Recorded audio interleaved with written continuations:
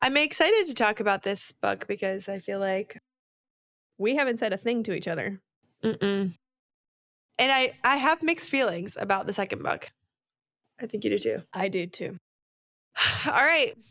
Welcome back to Those Are My Thoughts podcast, where we share our thoughts on popular fantasy reads. I'm Sarah. And I'm Jillian. And today we are talking about book 2, Rebel Witch by Kristen Ciccarelli. And it's the second book in the Heartless Hunter series. We already reviewed book 1 on the last episode. So this is our conclusion to this duology, book 2, and forewarning spoilers for all of Heartless Hunter and all of Rebel Witch. So if you haven't read any of this series, go read, come back. We'll be here when you come back. I have a lot of thoughts on this book in general, or this series in general. This second book was all over the map for me.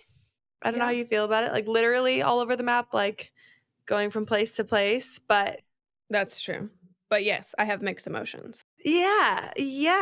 At the end of it, I really enjoyed this duology, like extremely enjoyed this duology. But I feel mixed emotions about this second book and the way that I feel like it wrapped up because I didn't love it, some of it. No, I didn't like the ending Mm-mm. and parts in between. But I've said while we were waiting for our schedules to align to record, I think I've chatted to 2 other friends who have read this. Just brief conversations, and both of them, without me prompting anything, were like, "Yeah, I really liked book 1 better." I was like, Yeah, "Yeah, 100%. I agree." Which, when we ended book 1, I was in a state of being so excited to get into book 2. And I think maybe by 30-40%, I was like, "All right, where are we going? Are we doing what I think we're doing?" And I think all the way up until the end of the book, I was like, I'm missing pieces. There's It things I wrapped wanted up. that didn't happen. Yes, I agree. I think it wrapped up like so quickly. Like we were reading, like we were at like 90% or something. And I was like, we still haven't done a lot of things. And Yes. they left a lot open on the table. I mean, and I guess you get closure for almost all of it, but No, I didn't feel like it. it was a weird, the epilogue just being like 3 months later, and then it just being like, okay, I don't know. It was interesting. Even with the 3 months later, I thought that it was somehow gonna tie into, like, her vision of the future of them having children, so maybe 3 months later, she was gonna be, like, pregnant with the first, or, like, I just thought that those 2 future visions would be aligned in some way, but instead, the 3 months forward, I mean, I guess now looking back, I'm like, "Oh, it's nice to see." No, I don't know. I wanted something else. I wanted us to be, like, maybe further away from where the story ended. Maybe a year later? I don't know. Yeah. Yeah, something like that. Well, because it did feel like way too much happened in only 3 months, but then also we weren't really where I don't know. Okay, all this to say, Okay, let's say actual thoughts. I know I'm kind of a little scrambled about this book because I felt a little scrambled reading it Mhm. only because I really did not like the introduction of the new fiance. Like to me, that whole situation was like, what? Yeah. She just got there. She's already engaged. They were like, it was not that long later that they were like popping back up into the next part of the story where I Gideon think it was, like, finds 2 her months difference. and she's engaged already to somebody else. And that kind of felt like really odd. And I know Yeah. it was for the sake of the plot, like needing to have An basically like alliance. move it forward faster kind of situation. Mm. But I almost wished at that point they had been like, again, there it was like, I wish I would have been like 1 year later kind of a situation. Yeah, Like, okay. I wish there was more of a gap because like 2 months didn't feel realistic to me or whatever it was. like if it had been a year later, it would have been enough time, I think, had passed between Alex dying and her wanting to get with Gideon again, that it would have made more sense to me. Like that more time would have been, I think, a better, and then it would have made more sense that she was like engaged and had worked through all this stuff and built up some trust with Cressida or whatever it is. I think that would have made more sense to me. It felt like they were kind of moving the plot too fast just to move the plot, like because it was only going to be a duology. And I think this could have been 3 books. Just with more details, yeah. Yes, not like you could have fleshed out more and I think finished it in a longer way than it ended up Sure. being finished in. What I said to a friend yesterday was my main thing that I will remember about the writing is that, and maybe it's a preference, maybe I enjoy when I get, like, more juicy details in the middle of a problem happening. I felt like in this writing, it was like, "Oh, hope that bullet wound isn't gonna kill him." And then 2 sentences later, it's like, "So glad I was able to clean up that bullet wound and we're going to the grocery store now." Like, it was just it moved so quickly where I was like, "Oh, wait. Oh, okay." And I never had a time to think, "What do you wait, are you shocked at me or the story?" No, the story, like I had the Okay. same thought, but it was like she got whipped well before Gideon had multiple bullet wounds put in him. And then they were kind of like on the train and he's all worried about her wounds. And I was like, you just got shot like 2 days ago. Yeah. What are we talking about? Like, Yeah. how are Oh, you I think here? the same thing happened in book 1, something with his leg. Oh, when they're coming out of the well or whatever, water, dark, he never sees her identity, and she, like, stabs him in the leg. It's talked about once, like, "Oh, I wrapped it up," and I don't know, he's, like, riding a horse the next scene, and I'm like, I "Are know. you good, bro?"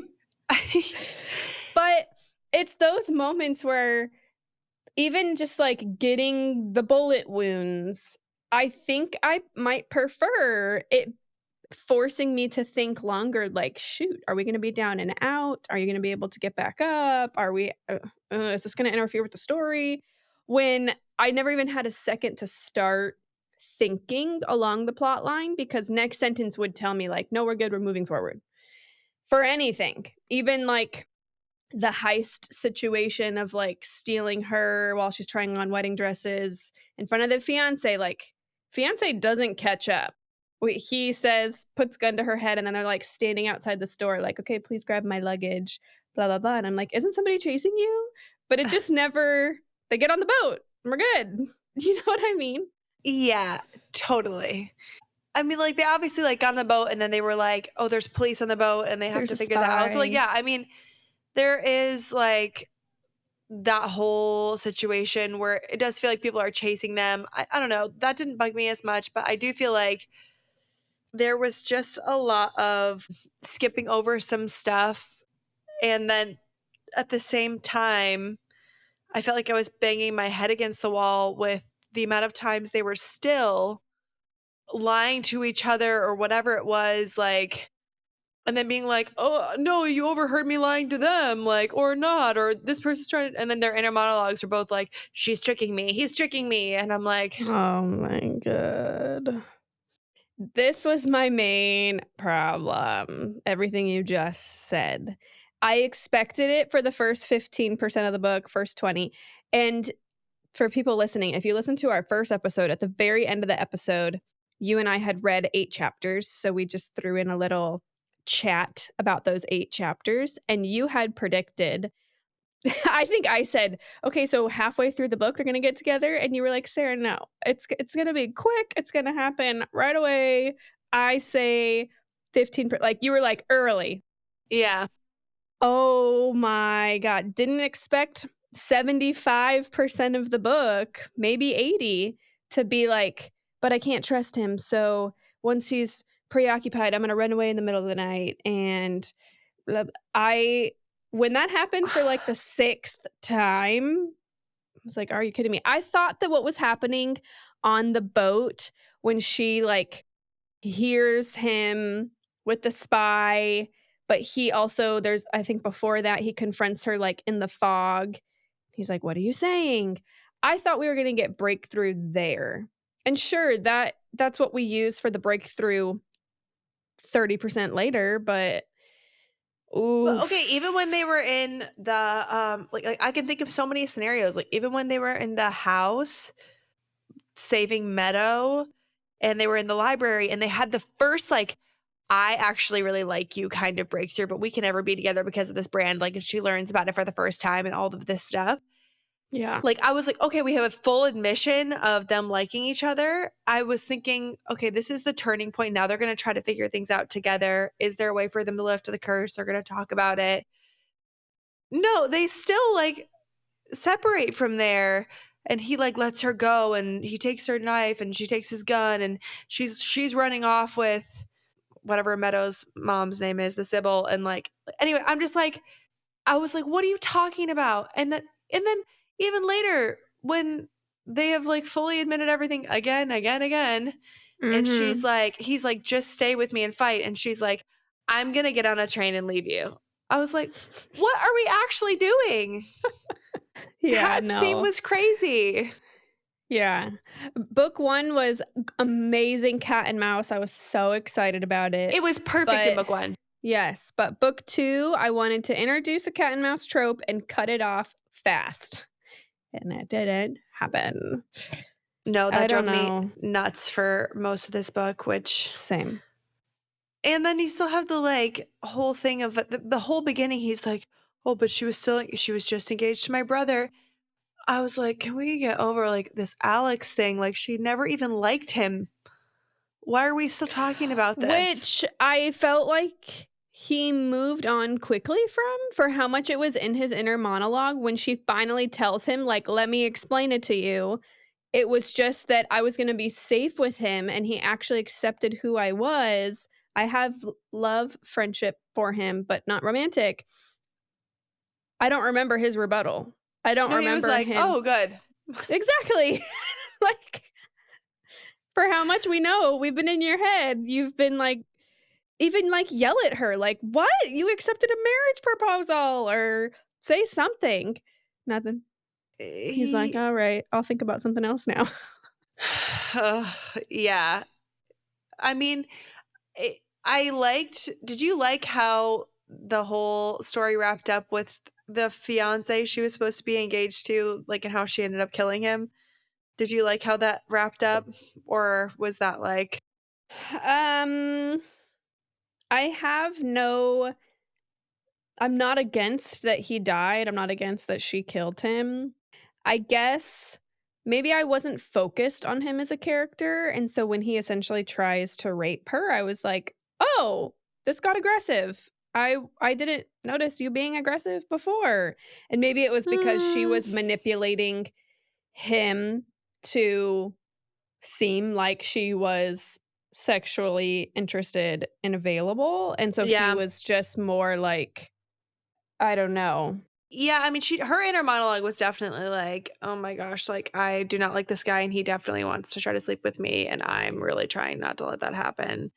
And, like, all of these things, but But the scenes we get from her is her, like, making out in a hallway and her, like, pulling up her dress, standing next to the bed, so I'm like, "Oh, if these are the scenes that are happening when it's just the 2 of you, I could understand why this dude is, like, continually growing interest of, like, I really wanna sleep with you."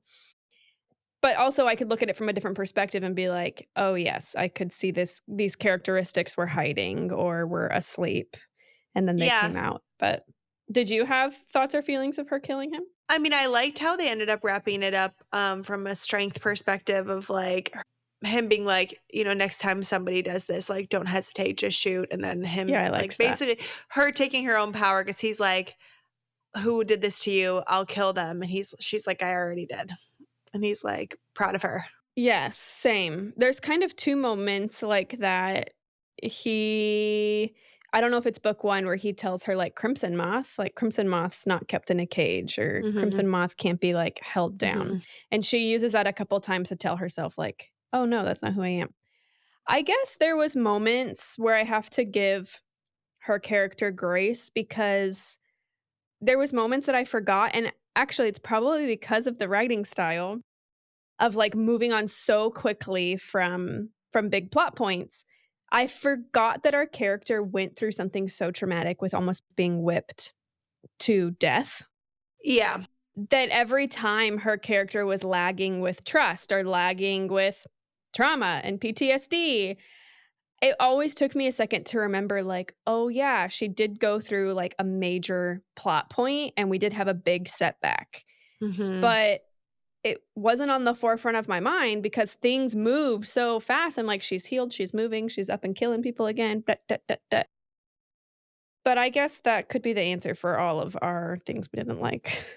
Yeah, and even the whole thing with Cressida, like, this is where I feel like it could have been drawn out a little bit more because we obviously saw how awful she was, but I think that could have been drawn out more to make her like a horrible, horrible villain Yes. because we didn't even really get her introduced as the main villain in our new plot until the end of book 1 because Mhm. she was like this previous villain before then, and then it was like, "Oh my gosh, she's still alive." And so we didn't get a lot of and we were separated from her for the majority of the book, even this second book, that like it was like the idea of Cressida, but I think when she got back in, like I would have liked more building up to how horrible she is and then her demise with the whole situation, because the way that they wrapped it up at the end with, them getting caught, and then I mean, I didn't mind necessarily how the ending went from Gideon like, did you? But I didn't cry when Gideon killed her. That when Gideon killed Rune. I had And no big then emotions in this book. and I felt like I was supposed to. Did, Yes, did you feel that way? I actually thought I'm gonna tell Jillian that, like, I need to remember to tell her this. I was trying to be really slow in finishing the end of this book, and so I would, like, read 2 chapters, set it down, do more work, read a chapter. I knew I was getting there. I knew I needed 10 minutes of reading and I'd be done. So when I finally no, the so I read him killing her, and I set the book down and I did 4 more hours of work.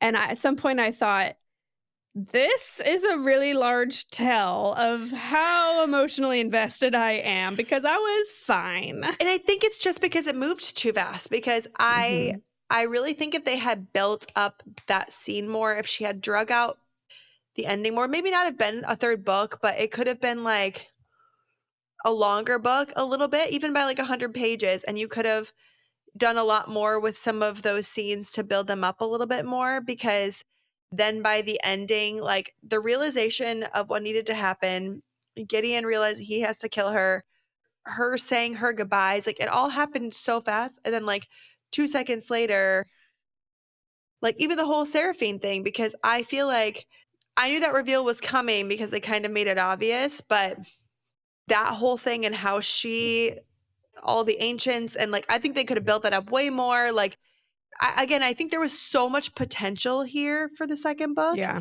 and it fell a little flat for me just because I wanted more build up and a little bit more detail and a little bit more investment into the characters. And this is where I struggle with, like, it's hard to go into a series like Throne of Glass, but because you're staring down the barrel of 8 books, but then by the end of 8 books, you are so insanely emotionally invested into all of these characters that, like, when someone dies, they've been through so much. You feel like you've been through so much. So, like, it's kind of like this Exactly. huge thing, Yes. Yes. and you really get to know their backstory of each person. So when something happens, it like is just devastating. And I'm not saying it has to take 8 books to do that, but I just mean like there was a lack of some of that character development for me, where it all happened so quickly that I really wish there would have been a little bit more, only because then we would have gotten a bigger reaction, I think, that she was maybe hoping for from the end of this book Mhm. that I didn't feel at the end of this book. Maybe that's the decision to write a duology and not. I can only think of one other completed duology we've read, and I do think I had some emotional investment in those I cried at the end of that characters. book. Yeah. I don't know. I don't know. I think I'm chalking it up to writing style. Yeah, probably. To be fair, I rated the first book 5 stars. I loved it. I loved the cat and mouse. There was so much of that Mhm. I loved. The wrapping up of the plot was just too fast for me because they did set up a lot of plot points. And then they introduced You see what even I more mean? plot points at the beginning You of book see 2. what I And mean? I do feel like they just kind of went like, "Oh, this is this, this is this, this is this, this is this, this is this. Book's done." And you were like, Yes. "That was it?" Like it was really fast. Yeah, I agree. And they had like the potential to make it bigger, bigger, bigger, and then like close them out in this like really grand way where I don't think that happened Yeah. necessarily. Did you expect Seraphine to be a god? Yes. Maybe that's not the right word. Yes.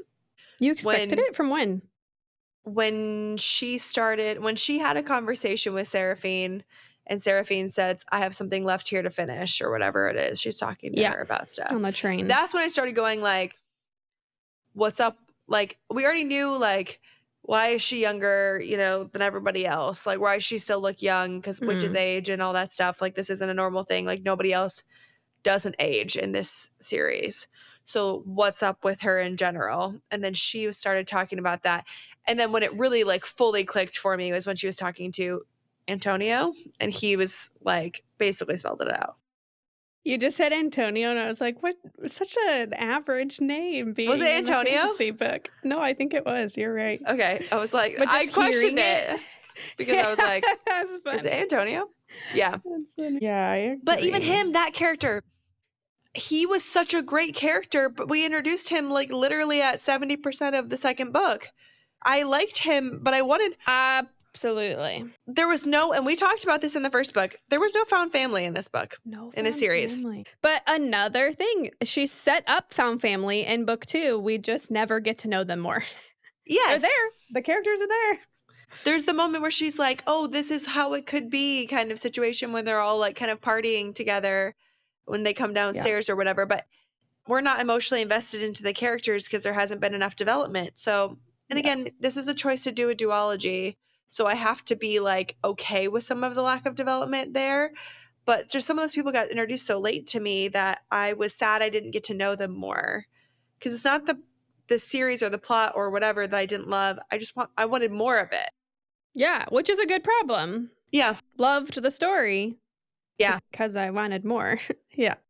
Again, if we had gotten her and Gideon together faster, because they spent so much time running away from each other that we didn't have time to build. And again, I loved the dual POV in the first book. I was almost annoyed with it in the second book because it meant we were spending so much time apart. Yeah. And I was like, just stay together. It was annoying. Agree. Is that all?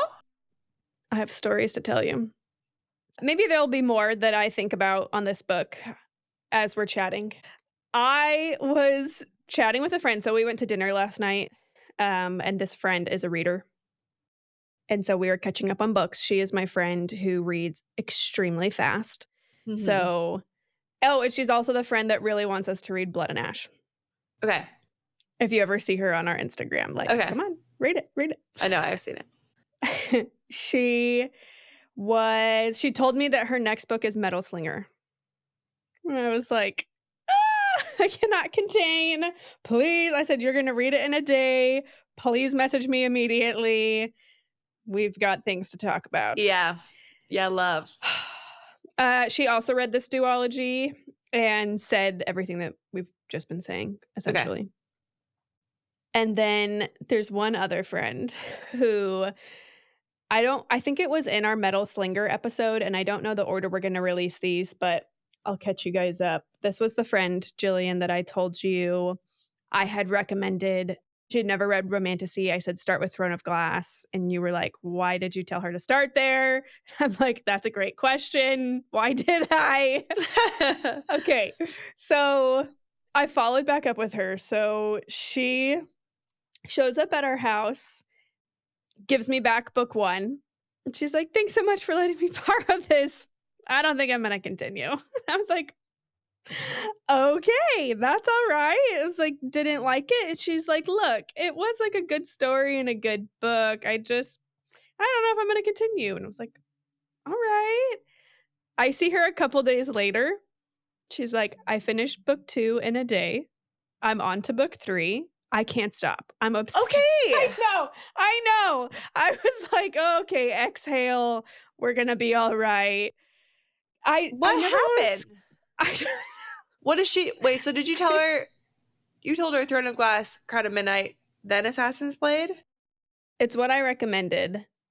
Yeah, she started with Throne of Glass, so yes.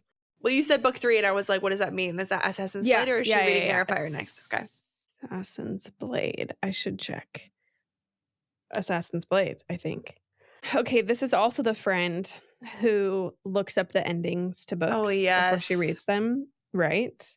So then we were in a larger group, and I had many people chatting about this. Like, what's your take on her looking up the endings to books? But the funny thing about the ending to Throne of Glass is I truly, like, of the whole series, is if you were only on the first book and you looked up the ending to the 8th book, you'd be like, what the hell? What? Yeah. Literally, okay, it doesn't matter. Wouldn't make sense. You'd be like, I don't know any of these people. So in one of these books, I won't specify. So she tells me as I'm catching up with her, she's like, don't worry. I looked up who the romantic interest is. I was like, what are you doing? And she's like, no. Can't handle the suspense. I looked it up. Don't worry. And I'm like, okay. Well, okay, we can't talk about Throne of Glass here, but no, I can't say much more. Yeah, I feel like I need to be quiet. I need to be quiet. I know, but I had to tell you this. Yeah, that's really funny. I know. I will say, as soon as like we do meet the ultimate interest in Throne of Glass, I knew it was him. Yes. Yeah. There's literally the first sentence. I was like, oh, there he is. Seriously. No, for me, it took until a specific scene, and I was like, oh, okay, definitely you, no questions. But can't say much else. He walked up to her, and the description of him, I was like, oh, there he is. It was still too early in my romantasy era for me to understand that the first male described as large and broody and the most handsome thing she's ever seen in her whole life. Look at him. I've never I didn't know anything so beautiful. And I hated him. Yeah, and he all right. sucks. Yeah. Perfect. Do you have any friends reading these books right now? Your mom? My mom's still reading Iron Flame. Fun fact, I'm having a baby tomorrow. She's in town in my house and has promised to finish Iron Flame while she is here. She's about halfway, so I'm excited for her to continue that journey. I have a friend that just finished the first book in the Crescent City series. And did she like it? Oh my gosh. Okay, great. I think I sent you some screenshots of that. And I remember. We started talking about how much we missed Crescent City, which we always talk about. But that is just like the ending of the first book is just like back to back to back. I remember those 200. The last 200 pages of the first book are literally the most insane things you've ever read in your life. Yeah.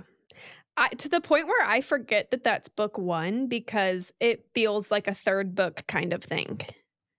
I'm like, all of that happened in one book? Which is why I cannot talk about emotionally invested. Like, I think I cried 3 or 4 times in the last 200 pages of that book. Yeah, craziness. If you have not read Crescent City, now's the time because Jillian and I in the very near future we're going to get into a reread which means we'll make some kind of episodes on it. Mm-hmm. So you should start reading those books now. Spoilery episodes where we can actually talk about it, because I need to get it out. It's not enough. It's not enough to be talking vaguely about it. I need to be talking more in depth about it. So this is the warning. Go read them now. And then my other friend who just had a baby as well, so her and I are we're going to be in similar postpartum seasons. She's in the middle of her tandem read in Throne of Glass. So my friend's in her tandem read as well. So I'm like, good luck. Do you still have the guide that we used? Yeah. Can you send it to me? Yeah. My friend asked, and I definitely forgot to send it to her. Yeah, totally. Also, I should make one and put that on our Instagram. The one we used, like, I can't remember where I got it from, or I think I just Googled it or whatever, and then I ended up finding a Google Sheets. That somebody had made like a Google Sheets that you could like click check box, like finish. Is that not how you did it? Mm-mm. I used a Google Doc. Like maybe you sent me something like that and I screenshotted it or something. That shows my personality. No, I used the actual Google Doc or whatever and saved it to my phone on my Google Doc app. And so I would like go through and click like check the box for the ones I had finished. I have another group of friends who's not reading as much of the romantasy, but they get me into other things, and they love like Kristen Hanna, but they just finished 2 of the other Rebecca Yarros books that are not romantasy, but The Things We Leave Unfinished, and then The Last Letter. And I don't know if you've heard any of like about those Letter, 2. I always see people just like sobbing too. Interesting, because I have read The Things We Leave Unfinished, and I have not read The Last Letter. But she said The Things We Leave Unfinished crushed her more than The Last Letter. But it's always so interesting to like see. All of it depends on where you're at mentally too, or maybe like she was going into The Last Letter thinking it was going to crush her, so she was like prepared for it. Maybe she wasn't prepared for it as much with The Things We Leave Unfinished, so then it like kind of hit her out of nowhere kind of situation, you know? I don't know. I think it just depends on your mental state with something like really hits you emotionally, which is why it's hard to comment on if something made me cry or not, because it's like, was it is it a sign, or where was I at in life kind of a thing, or what was I expecting it to be and did it meet my expectations kind of a situation, versus like another time or in a different reading order that might have hit me harder kind of a thing. But I do want to read that book. I've heard good things about it, but we read The Nightingale, and that stab. So I had to take a break from things that were going to make me hysterically heave sob, and I feel like The Last Letter will. Start them. It's not like we can start them when you're fresh postpartum either. I mean, why not? Yeah, I mean, we can. I do want to read more of Kristen Hanna's book because I just really love her writing. I do. Yeah. It was so fantastic to read. The Nightingale. Oh my gosh, it was so easy to read. It was just like buttery smooth. You just float on to the next thing. It was great. And I've heard all of her books are like that. And people who like, if you love that writing style, you will love all of her books. The Great Alone, The Women, like all of those. I want to read The Women. That's my friend who just read The Last Letter. Her favorite Kristen Hanna book is The Women. I hear that a lot. So I definitely want to read more of her books because I really enjoyed The Nightingale. So I think some of those are maybe on my list for breaking up some of the romantasy this year too. So we'll have to see how that works out during postpartum and what we can get read, because I'm behind on my reading goals because I know you are. The only way that I pregnancy kicked my butt. Kind of close has been audio. Yeah. I think I told you I'm doing like mystery books on audio. I just need to find like the balance between like keeping up with you and then also reading stuff in between, because I think I will have more time while I'm on maternity leave to be reading and holding a baby, hopefully. So we'll see how that works out. He's promised me that he's going to be a good one. Yep. So come on, child. He said he'll sleep for me so I can read. I can't believe you're having a child tomorrow. No, I'm so scared. And with the scared. time difference, I'm like, will I wake up and Jillian will tell me like, he's here? Mm-mm. You think it'll be longer? I do, but I won't get into the whole induction process here. But I'm hoping he's here by early afternoon tomorrow. So you could wake up and within a few hours I'd be like, he's here. But I don't think I'll text you in the middle of the night your time and and I won't be like, he's here. I mean, that would shock me. I guess anything We'll is see. possible. But before we wrap this, I forgot that I wanted to read that very small chunk the acknowledgments. of acknowledgments. If you've been listening to us, Jillian has started reading acknowledgments. She didn't used to in the beginning, and I've influenced her. Is it normal for people to read acknowledgments? I didn't. I guess I thought it was like, thanks to my writers and blah blah blah. I don't know what I thought, but I didn't think it was like. I don't know. I didn't know it was worth reading until after you had kind of pointed it out a few times for different writers that like you enjoyed the things that like it was like thoughts on their writing process for the book and stuff, which And that's when didn't I'll know. read it. Yeah. When it's only like to my publisher, to my husband, to my children. I skipped all like, that, by the way, in this them. one. I basically started reading whenever it was like talking about other things. I was like, okay. Yeah. Okay, so paragraph 2, well, I don't know. It's in acknowledgments. When she addresses the readers, paragraph 2 after that. Kristen says, "For what it's worth, Heartless Hunter was my fuck it project. When I first sat down to write this story, I just had a baby and was very much in survival mode. I did not care what anyone thought about this book, screaming to get out of me because I didn't have room to care.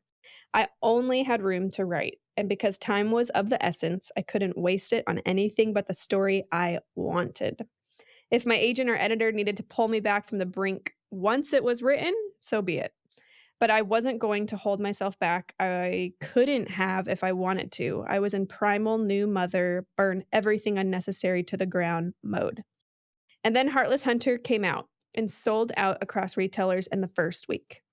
And then it debuted on the New York Times bestseller list. I was floored. I definitely hadn't set out to write a best-selling story. I just wanted to write this story. I suppose if there's a lesson there, it's something like follow that fuck it feeling. That is my hope for you, dear reader. It's the same hope I had for Rune at the beginning of her story and for myself in a way. I hope you stop caring so much about the opinions of others and allow yourself to live. I hope you find the courage to be unapologetically yourself and start making your life, and maybe even the world, what you and the ones you love need it to be."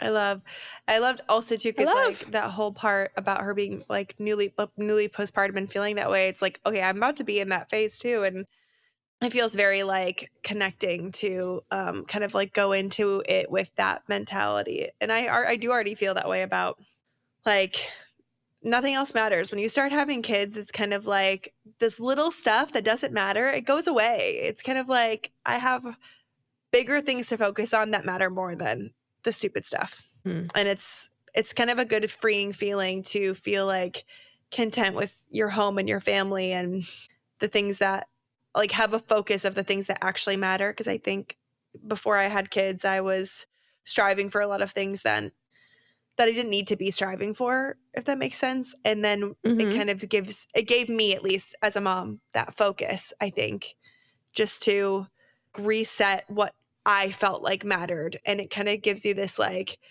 if it's not for them or improving our life or whatever essentials, like it's gone. Like I'm not filling my day with extra things. I'm happy making them happy. There's so much that is part of that I really related to when I was reading those acknowledgments when she was talking about that feeling, especially after having kids. It's kind of like this like, oh wait, I'm looking at this baby and nothing else matters. Like fuck it, you know? Like I really can't be bothered with the stuff that doesn't matter. Your deadlines don't mean anything. Look at this baby I made. I don't know. It's like this kind of like you're like, oh, nothing else. Yeah, completely. I love it. I love it.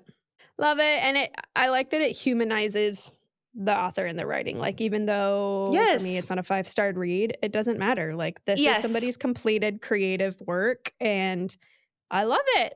Yeah, it's out in the world. Like, I can feel. I honestly just wanted more of it. I just wanted more of it. Yeah. I think that was my only complaint is that I honestly wish it was a little bit longer. But that's fine. It was great. Okay, time for you to go have a baby. Okay, I will see you after we're done, and we can read some more when I'm on maternity leave. Perfect. All right, well, those are my thoughts. those are my thoughts. Bye. Bye. Thank you so much for listening. We also want to be your long distance book bestie. You can find this podcast on all your favorite listening platforms. You can watch us on YouTube at Those Are My Thoughts Podcast. Follow us on Instagram, My Thoughts Pod, on TikTok, mythoughts.pod. We'd love to hear your thoughts and book recommendations. Email us at thosearemythoughtspod@gmail.com. Don't forget to rate, review, and subscribe wherever you listen. We love you. See you next time. Bye.